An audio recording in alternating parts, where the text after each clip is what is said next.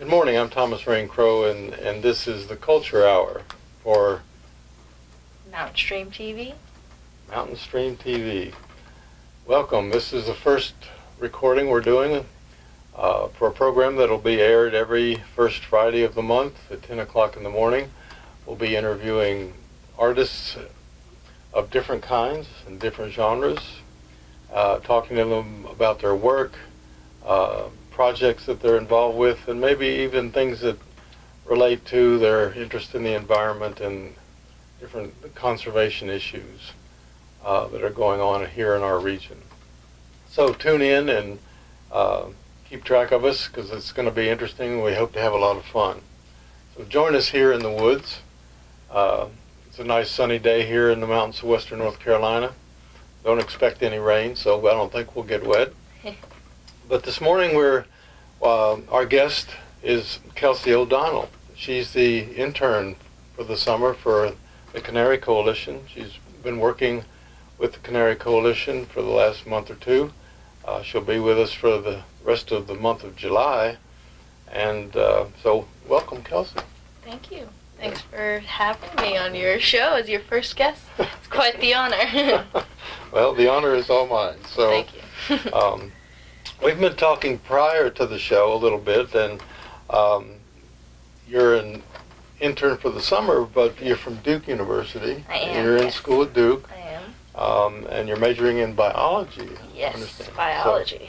So, which is interesting because somehow in our conversation we got to talking about your interest in music theater and in the arts, and your mention that you were a biology major kind of turned my head a little bit, because I thought with somebody like you would be, probably majoring in the arts in some way or another. So can you tell us a little bit about that apparent contradiction? Yeah, absolutely. It's definitely interesting, and if anything has been the best thing for my college career, being in both sciences and the arts, because it gives such an amazing mental break for myself when I'm studying and when I'm learning, where I need to be creative and I need to go out and take photos and make something that moves people. And sometimes I'm like, okay, I'm really into doing this. And then sometimes I'm like, I just need to do some hard science and I need to do some chemistry.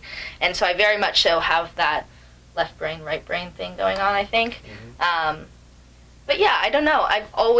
They've always been two very distinct passions I've had my entire life: science and theater and music and photography sort of now. But I think it's, at this point in my life, I've started combining the two. And so this point, I have my major in biology and I have my minor in theater, but then I'm also doing documentary studies. And what I want to do with that is take those artistic forms, take film, take video, take audio stories and stuff like that, and use it to as a tool for conservation, use it as a tool for education about biology, about diversity, about all sorts of things. I grew up loving Jane Goodall and Jacques Cousteau, and those were really my idols. And so seeing nature, seeing these people doing these amazing things, learning about it through this very universal medium that I then also sort of love to perform in and love to make, was like, oh, duh, this is what I meant to do. Okay, that makes sense. So it's sort of been that combination of the two that is now, as I'm like, oh, okay, I need to be a real adult and figure out what I want to do for a job and all that sort of stuff. Now I've started to combine those two passions. Very interesting. Yeah. So you've kind of created a whole new future and maybe genre or job description or whatever for yourself as a possibility. Yeah. I mean, my dream job description is National Geographic Explorer. Oh. It's my dream job description. Yeah. So you're setting the bar pretty high very early on. Yes. Well, good for you. Good for you. I love to hear that. That's kind of been the way that I've lived my life. You start at the top, and if it doesn't work, you can lower your expectations a little bit until you find the niche that works for you. But why not? Yeah. Very good. Very interesting. So I understand also that you're from San Francisco. I am. Yes. And I've spent some time in San Francisco as well, and It's a place that I love, but I've obviously had a very different experience of San Francisco than you did growing up there. Yeah. What was it about San Francisco that sort of set you on the path to where you are now and where you are headed? Yeah, that's a great question that I haven't really thought that much about, but San Francisco is such a unique place. It's such a unique collection of people and cultures and ideas. It's incredibly progressive, which is something that has really shaped me a lot. If anything, being so sort of exposed to activism from a really young age. I started doing activism when I was in middle school and joined my middle school had a gay straight alliance, and that was really sort of unheard of and still is today for middle school to have that. But that really entered me into that world of activism and progressive thought and actually doing something about the ideas that we had in San Francisco. But also, it's such an accepting place, and it's such a place where there's so many people, again, like I said, from so many different cultures with so many different stories. There's a very, very large population of immigrants, and I think that's part of what made me want to leave California, if anything, and see other parts of the country, see other parts of the world, travel as much as I could, because I know that San Francisco is a bubble in terms of its progressive thought, and it's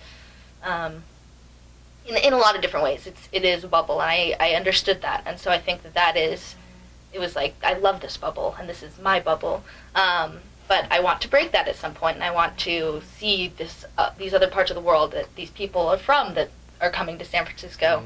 So yeah, and also just being surrounded by so much nature. I think being surrounded by the beach, Muir Woods, the redwood trees, being able to go to the Sierra Nevadas or the desert and Death Valley and Joshua Tree down in Southern California, that also sort of, the Bay Area is very much so a little beacon that you can go out and see any sort of nature that you want to see. So it was, I mean, I think it's the ideal place to grow up, personally. And of course I'm biased, but I think that it's those sort of aspects that made it so shaping. So is this the first time you've spent any time in the mountains of western North Carolina? Yeah, it is. And how are you liking it? I love it here. Yeah. I do. I really, it's calm and it's beautiful. It's constantly beautiful. It's constantly like, I'm just driving to the grocery store and you come to a stoplight and there's just mountains and you're like, wow. You have to realize when the light turns green because you're so caught in the beauty of it. And it hasn't gotten old yet, and from what I've seen from the people who live here, it never gets old, which is awesome. But also I feel like the sense of community here is really strong, which is interesting. In a city, in any city, or in just the Bay Area as a whole, there's just so many people that you don't know everybody, you don't know your neighbors. And so I think that's also a bit part of what I really like here.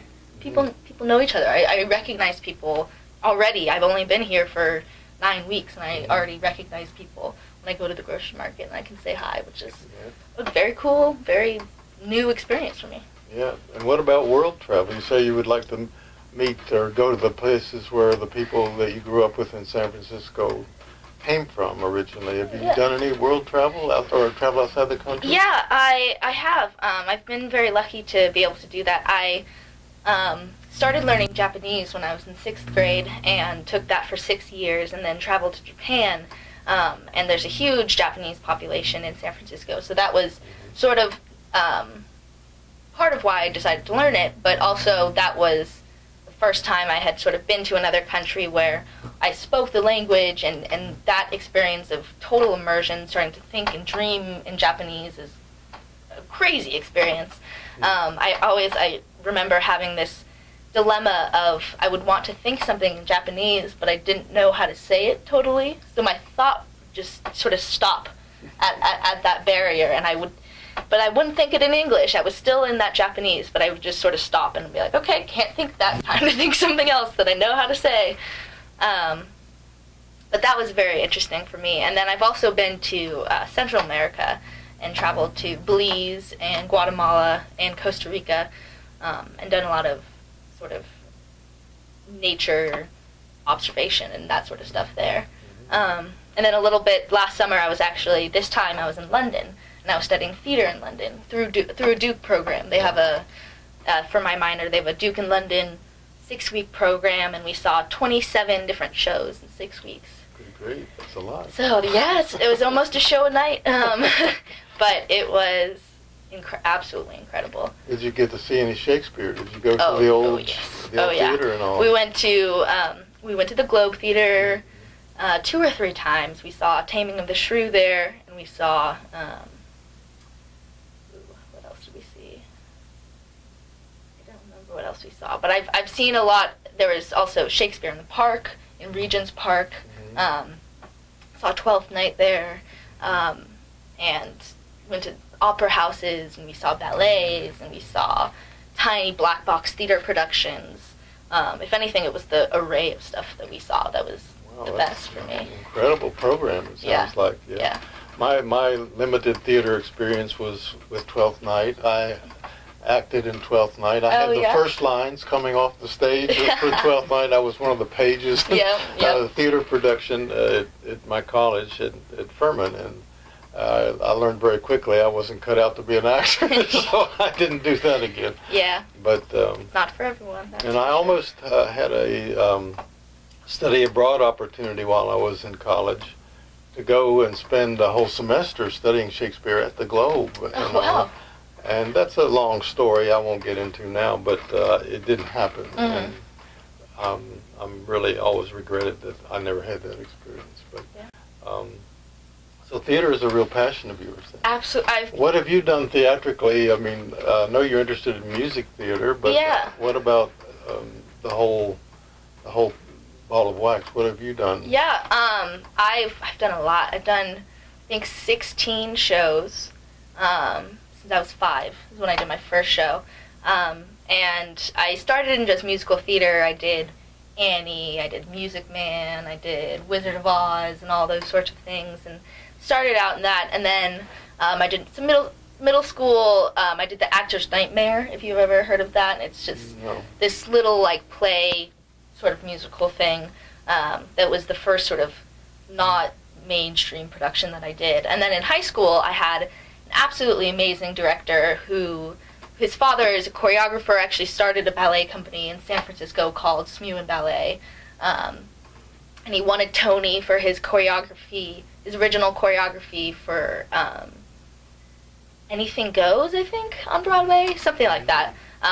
But it was this, before every first show, we all stood in a circle and would pass around the Tony, and we'd all be like, oh, this is an actual Tony. And it was, but he was very, very intelligent, very sort of just theatrically knowledgeable, and so we got to do a lot of really off-the-grid type shows. The first musical I ever did in high school was called Bat Boy, and it's a very, very strange musical about bestiality and incest and all sorts of very intense, and there's a bloody cow head as this final song and everything, and it's called Bat Boy? It's called Bat Boy. And it's not about baseball? No, it's about a half bat, half human. Oh, a bat boy. Like literally a bat boy. Yeah, it's a strange one.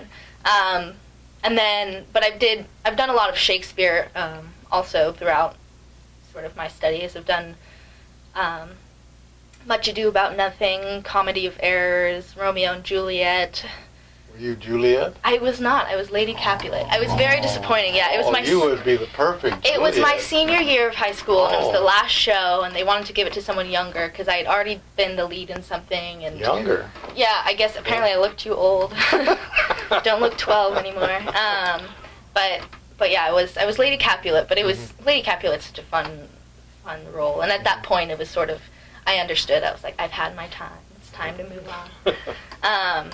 But yeah, Shakespeare and that sort of stuff in terms of plays, and I did a little bit of writing of plays actually in my acting classes and stuff like that in high school. But then the most powerful piece I've ever been a part of is the Laramie Project. If you've ever heard of that, it's a collection of, it's a completely true story about the murder of a young gay man in Laramie, Wyoming. And it's these writers went to Laramie, Wyoming and interviewed the people, interviewed his parents, they had words and actual text from the trials, they had interviews just from the police people who found him, all sorts of stuff, and they made it into this play. And I did that my sophomore year of high school. And it was just this incredibly powerful 3 months of doing this piece, having to connect to these emotions as like a 16-year-old, being like, wow, this man was murdered through a hate crime, and I'm trying to sort of connect to these people and make them understand how hurtful this was to this community. And I'm just like this 16-year-old who's like, okay, all right, this is some heavy theater. I haven't done this before. I've been singing and dancing. Right. So that was something, and my director did such a good job. We would start rehearsals with talking about stories that we had about everybody in the cast got incredibly close, telling personal stories, personal trials and tribulations, and just connecting to those emotions, and telling us to go listen to sad music and just cry for an hour, and we were like, okay. And I had my one song. It was a song by Adele, of course. I could listen to it before one of my really sad scenes where I was announcing the death of Matthew, and I would just listen to the song and sort of get my tears going and then start my speech. And halfway through the speech, I would be singing the lyrics in my head and crying, but saying my words. So yeah, it was definitely a powerful experience, and something that was shaped me as an actor, I guess. Sort of made me realize how serious it is. Because before, it was just this fun thing I did, and then that made me realize, wow, this is a hard, emotionally taxing, physically taxing thing that you're doing that can really have an effect on people. And seeing the audience's effect after the shows, seeing my teachers coming up to me crying, being like, that was so beautiful. I was like, oh, wow, okay. I didn't realize it could have this effect on people. So, yeah. Well, it's obviously something you're passionate about, and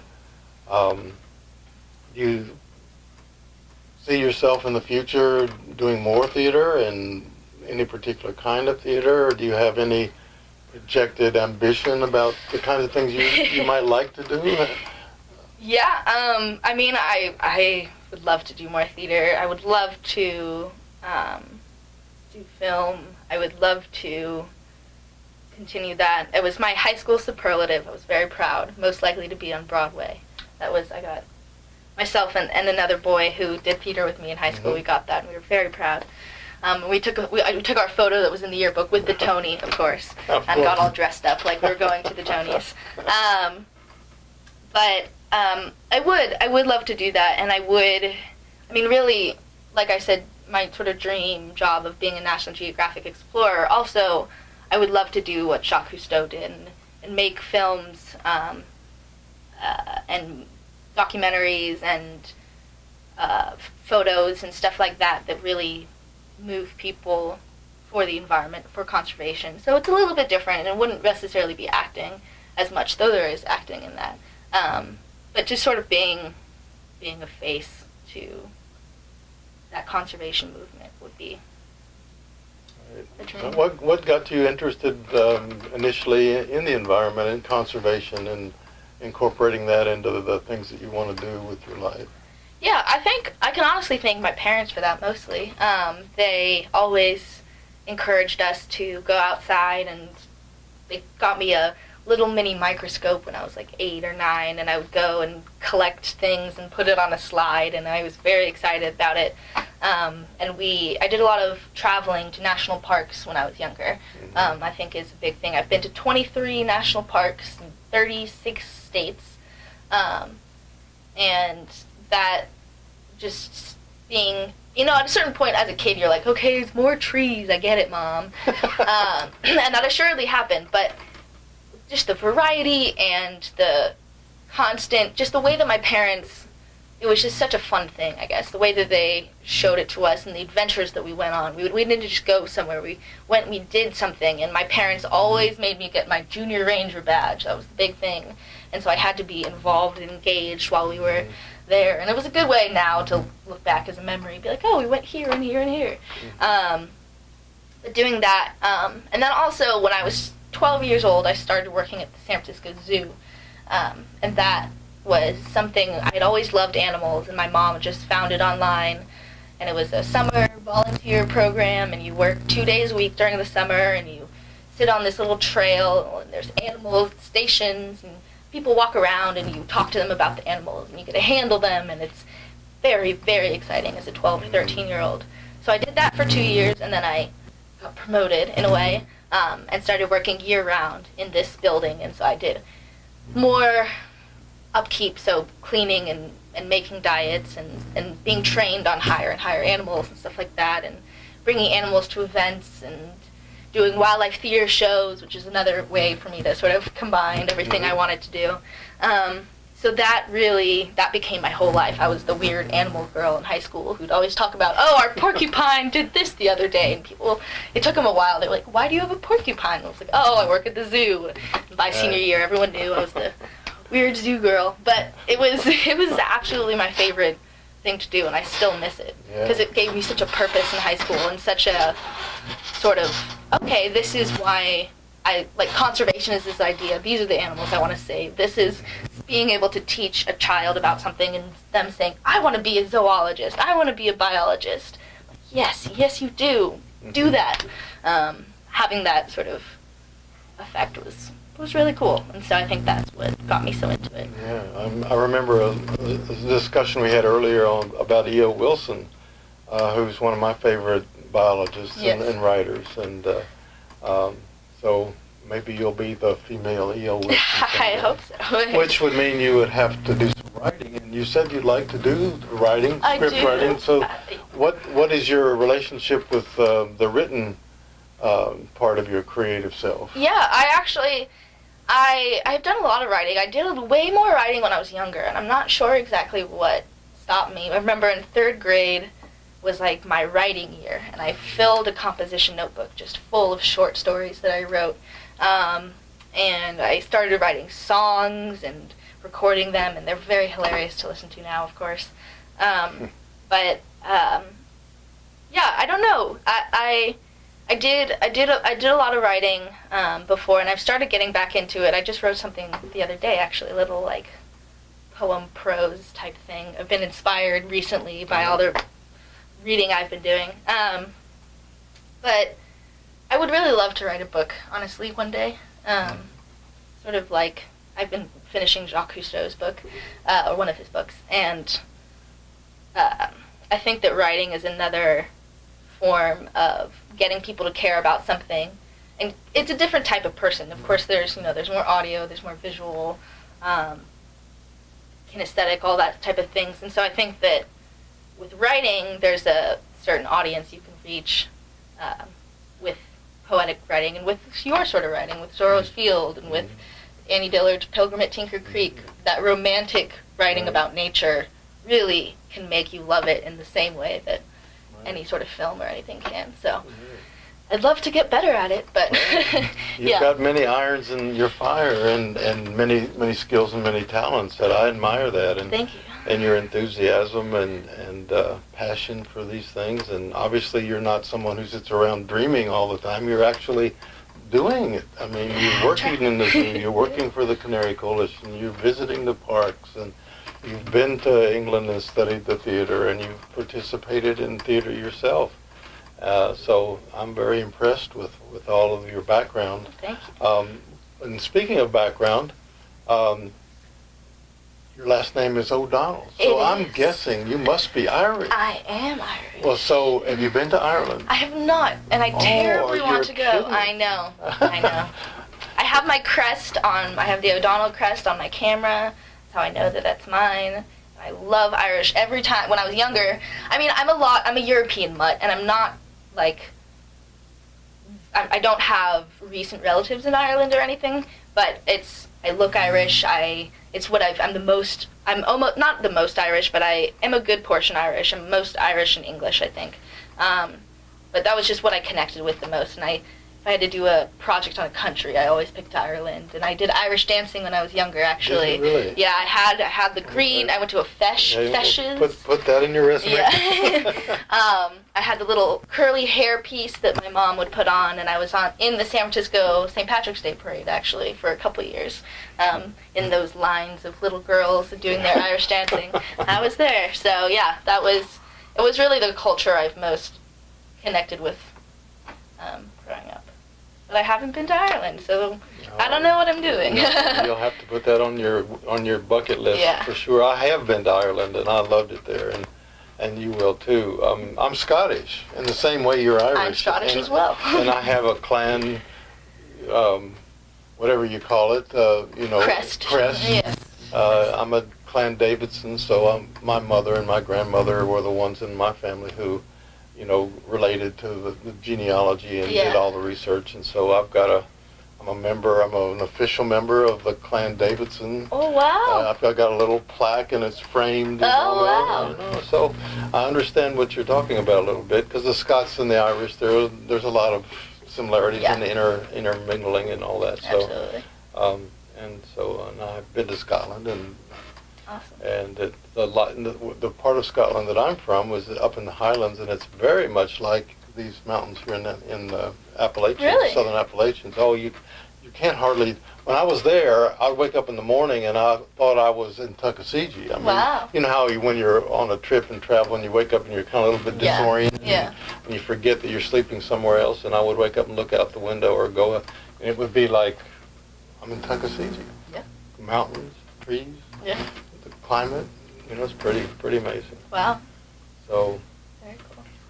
Well, it's been fun having you here on the show. Yes. And I've really learned a lot about you, and I hope that we'll stay in touch, and I hope that all your dreams will come true. Thank you. You'll be busy if they all come true. This is true. But it'll be interesting to follow you on your path and to see what you do next.